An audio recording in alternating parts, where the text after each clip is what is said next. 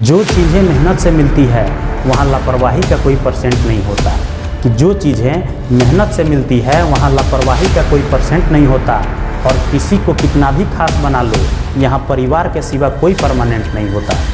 Hello friends, मैं आपका अपना राहुल सर स्वागत करता हूं अपने इस YouTube channel science by Rahul sir PCB में। इस वीडियो में हम लोग समझेंगे कि आपके दीनदयाल उपाध्याय यूनिवर्सिटी के BA third year 5th semester के शिक्षा शास्त्र के पेपर 2 का सिलेबस क्या है। क्योंकि सिलेबस ही वह माध्यम है जिसके द्वारा हमें यह पता चलता है कि आपके एग्जाम का पैटर्न क्या है, एग्जाम का तौर तरीका क्या है, एग्जाम में कितने नंबर के क्वेश्चंस पूछे जाएंगे, ऑब्जेक्टिव क्वेश्चन की संख्या कितनी होगी, सब्जेक्टिव क्वेश्चंस की संख्या कितनी होगी, आपके प्रैक्टिकल का प्रोसेस क्या होगा। तो इन सभी पॉइंट्स को हम लोग इकट्ठे मिला के कह सकते हैं सिलेबस। आप किसी भी एग्जाम में सफलता तब तक नहीं पा सकते जब तक आपको उस एग्जाम से रिलेटेड सिलेबस की जानकारी ना हो।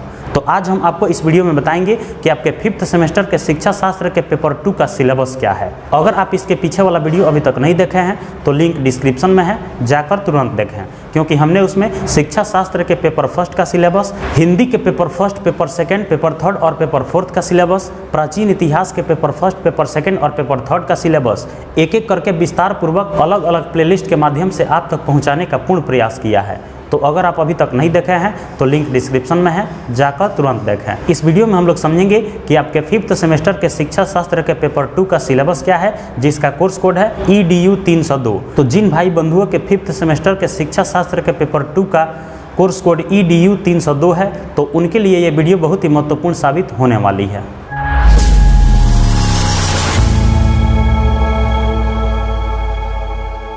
तो सबसे पहले हम लोग जानेंगे कि आपके 5th सेमेस्टर के शिक्षा शास्त्र के पेपर 2 का मार्क्स का क्राइटेरिया क्या है। इसका मतलब कि आपके शिक्षा शास्त्र का जो पेपर 2 है वह कितने नंबर का होने वाला है। तो आपका जो शिक्षा शास्त्र का पेपर 2 है वह 100 अंक का होने वाला है। और ये 100 नंबर प्राप्त करने के लिए आपको 3 स्टेप से होकर गुजरना पड़ेगा, तब जाके ये 100 अंक हासिल हो पाएंगे। अब आप कहेंगे कि वे कौन कौन से 3 स्टेप है बताइए, ताकि हम भी अपने एग्जाम में सफलता हासिल कर सकें। तो समझिए, इस 100 नंबर में से सबसे पहला स्टेप है ऑब्जेक्टिव क्वेश्चन। ऑब्जेक्टिव क्वेश्चंस उन क्वेश्चंस को कहते हैं जिसमें आपको एक प्रश्न दिए रहेंगे और नीचे उसका 4 विकल्प रहेंगे। उन्हीं चारों विकल्प में से सही उत्तर का चयन करके आपको आंसर देना होता है। इस टाइप के क्वेश्चंस को हम लोग क्या कहते हैं, ऑब्जेक्टिव क्वेश्चन। और हिंदी में बहुविकल्पीय प्रश्न। तो बहुविकल्पीय प्रश्नों की अगर संख्या की बात की जाए, मतलब कि प्रश्नों की संख्या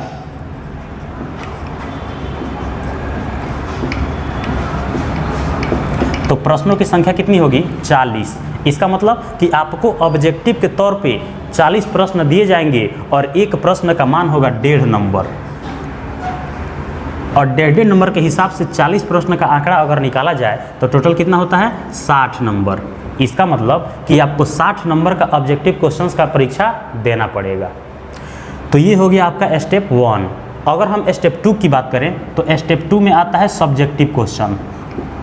सब्जेक्टिव क्वेश्चन को आसान भाषा में समझा जाए तो इसको हम लोग कह सकते हैं दीर्घोत्तरीय प्रश्न। और दीर्घोत्तरीय प्रश्न में आपको ऐसे क्वेश्चंस दिए जाएंगे जिसमें आपको उसका उत्तर अपने मन से या तो वर्णन करना होगा, या उल्लेख करना होगा, या व्याख्या करना होगा, या टिप्पणी करना होगा, या संक्षेपण करना होगा। तो इस टाइप के जो लॉन्ग आंसर टाइप का क्वेश्चंस होता है उसको हम लोग क्या बोलते हैं, सब्जेक्टिव क्वेश्चन। और सब्जेक्टिव क्वेश्चन के तौर पे आपको 6 प्रश्न दिए जाएंगे। प्रश्नों की संख्या कितनी होगी, 6 होगी, लेकिन उनमें से मात्र 3 ही प्रश्न का उत्तर देना है। और एक क्वेश्चन का मान कितना होगा, 5 नंबर। तो 5-5 नंबर के हिसाब से अगर 3 प्रश्न का आंकड़ा निकाला जाए तो टोटल कितना होता है, 15 नंबर।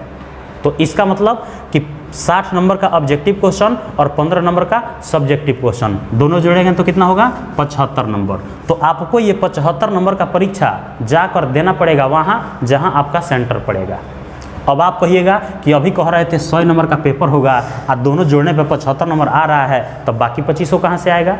तो ये बाकी 25 नंबरों को पाने के लिए आपको एक और काम करना पड़ेगा और उसको हम लोग कह सकते हैं स्टेप 3। और स्टेप 3 में क्या करना है, असाइनमेंट।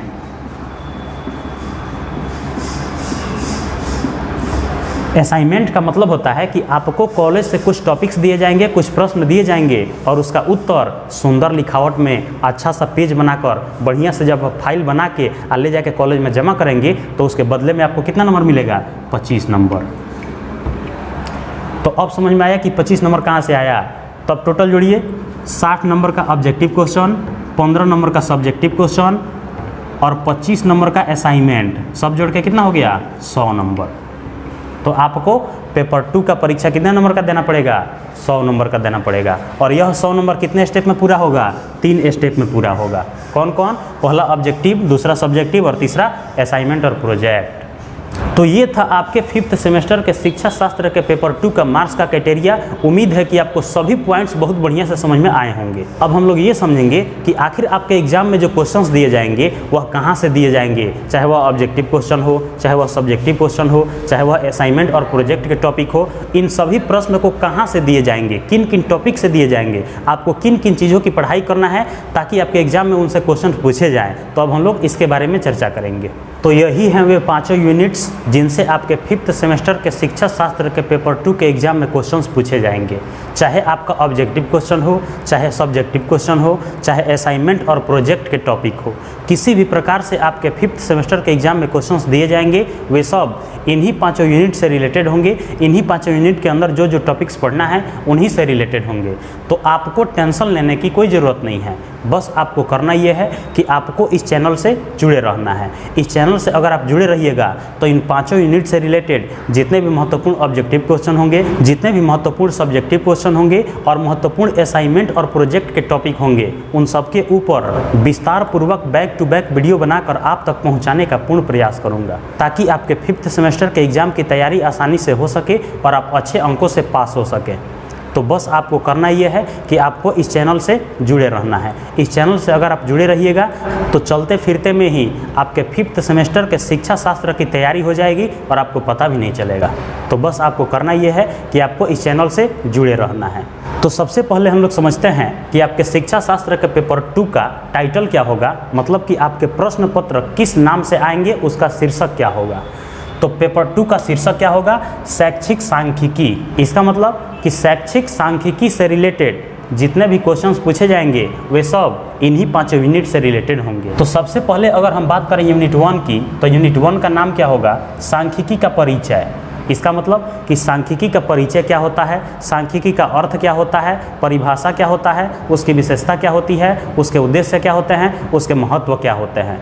तो सबसे पहले आपको क्या पढ़ना है? सांख्यिकी का परिचय पढ़ना है। उसके बाद इसमें एक और पॉइंट है, डेटा का संगठन। डेटा का संगठन क्या होता है, डेटा कितने प्रकार के होते हैं, उनको कैसे अलग अलग वर्गों में विभाजित किया गया है, उसको भी पढ़ना है।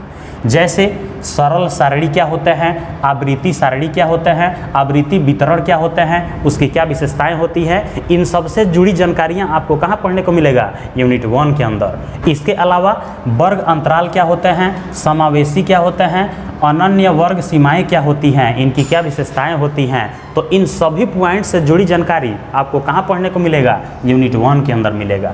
अगर हम यूनिट 2 की बात करें तो यूनिट 2 का नाम क्या होगा? आंकड़ों का रेखीय प्रदर्शन। जैसे आप देखे होंगे कि हम लोग बहुत सारे आंकड़ों को ग्राफ के माध्यम से समझते हैं। जैसे यूट्यूब का एनालिटिक्स चेक करना हो, या शेयर बाजार का जो भाव ऊपर नीचे आता जाता रहता है वो चेक करना हो, या हार्टबीट चेक करना हो, तो इस तरह से ग्राफ कभी ऊपर जाता है कभी नीचे आता है। इस तरह से आप बहुत सारे ग्राफ के बारे में जानते होंगे और देखे भी होंगे।